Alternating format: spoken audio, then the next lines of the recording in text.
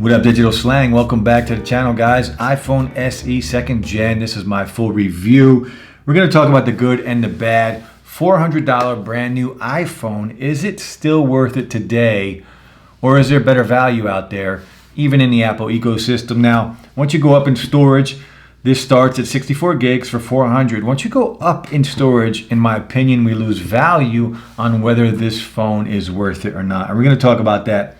But again, this is Apple's way to compete in the mid-range market. The mid-range market is on fire right now. Amazing phones out there. My daily driver right now is the Pixel 4a. And I do have a video dropping soon on that. Well, in another week or two after I use it for a little longer. The iPhone SE, this is Apple's way to compete in that market. And there's a lot of good and a lot of value in this phone. So we're going to talk about it. Let's talk build quality first. Same form factor as the iPhone 8. Same build quality, aluminum and glass design. It looks just like the iPhone 8 except for the Apple logo being a little lower on the back. Stereo speakers on here, the single lens, the same lens on the iPhone 8.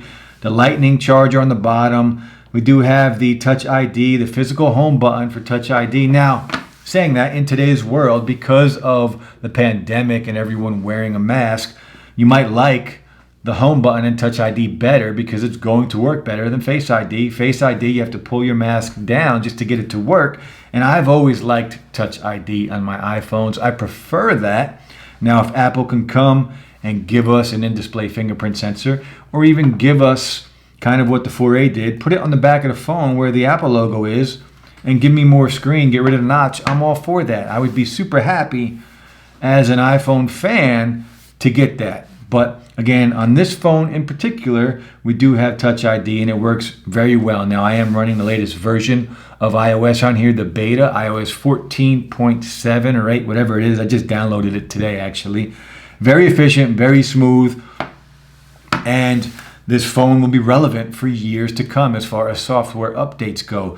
We all know Apple gives us about 5 years of updates on their phones, and this is no different. We still have a good 4 years minimum for software updates on the iPhone SE, which means it's going to be running very smooth for years and years to come. Now, once we go up in storage, we're pushing the price up, right? So the 256 gigabyte model comes in at $550. And at that price, I can get a 10R, I can get a used iPhone 11 for that price. So I think we lose value in the SE once we go up in storage. So keep that in mind. I can get an iPhone XS Max or a XS for that price. Now again, form factor, 4.7 inch display on here. And for a lot of people in today's world, that's just not big enough. But for some people using this phone, it fits well in the pocket. It's not very big. Again, the big forehead, the big chin, so you kind of have to be okay with that. It does look outdated, and keep that in mind. This phone, again, will get updates for years to come as far as software goes, but it looks outdated today in 2020. How's it going to look in 2 to 3 years? It's going to be more outdated looking at that point. Now, it does feel premium in your hands, and from the back, it still looks like a high-end phone for the most part, except for the lens. And the camera on here, single lens, same lens that is in the iPhone 8, but because of software updates, iOS 13, iOS 14, and Smart HDR, it does take better pictures than the iPhone 8. And as far as video goes, we all know how good Apple's iPhones take video, and this is no different. 4K all the way up to 60 frames per second on the iPhone SE 2nd Gen, and it does work very well, and will continue to give you quality pictures. Now, don't get me wrong, there are better phones out there that take better pictures. The Pixel 4a, for one, takes better pictures, and it does come in at $50 cheaper for the base model on the iPhone SE. And again, I am running the beta on here, and it works very well, very smooth. I have no issues with the software of iOS. We all know how efficient that is. Now, playing games on the iPhone SE, it is a good experience, and you're not going to find a better phone, more powerful phone playing games at $400. You're just not. The A13 chip is a beast, and it will run games very smooth. The only downside for me is the small screen on here. Again, 4.7 inch LCD screen on here, so I need a bigger screen if I'm going to play games on my phones. That's just how it is. So if I have to play a game, if I want to play a game, I'm not going to use this phone. I prefer the bigger form factor, the bigger phone. But if you don't care and you like playing games and you don't mind the smaller form factor, it's going to do it, and it's going to do it fantastic. Better than any $400 phone on the market, hands down. So there's lots of good here in the iPhone SE. Again, the mid-range market is on fire right now. There's so much competition, and this was Apple's way to kind of throw their hat in the mix and compete. But this is where I think the phone loses value.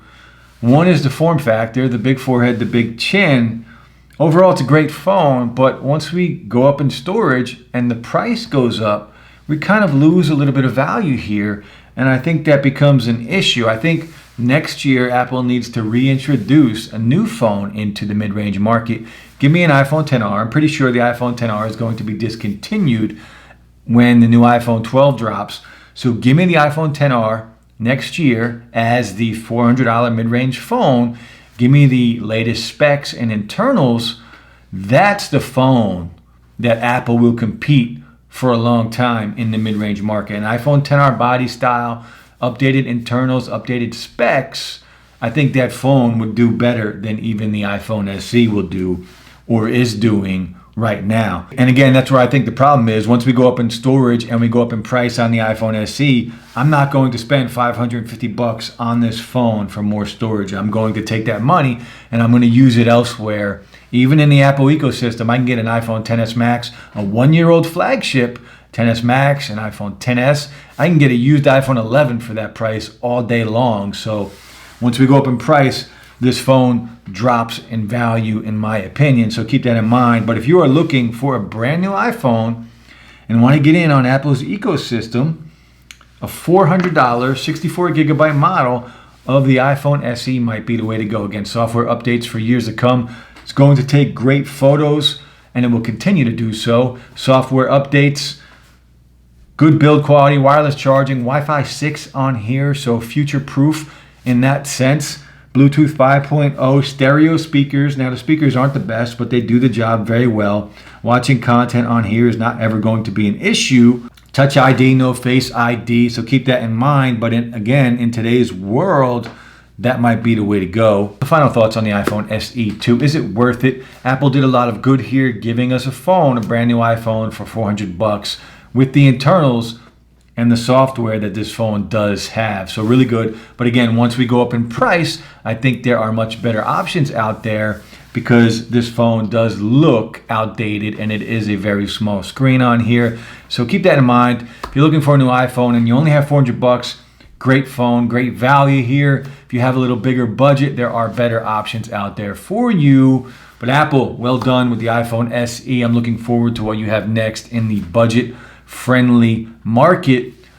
That's it for the video, guys. I'll be back soon with more. Stay safe out there. Peace.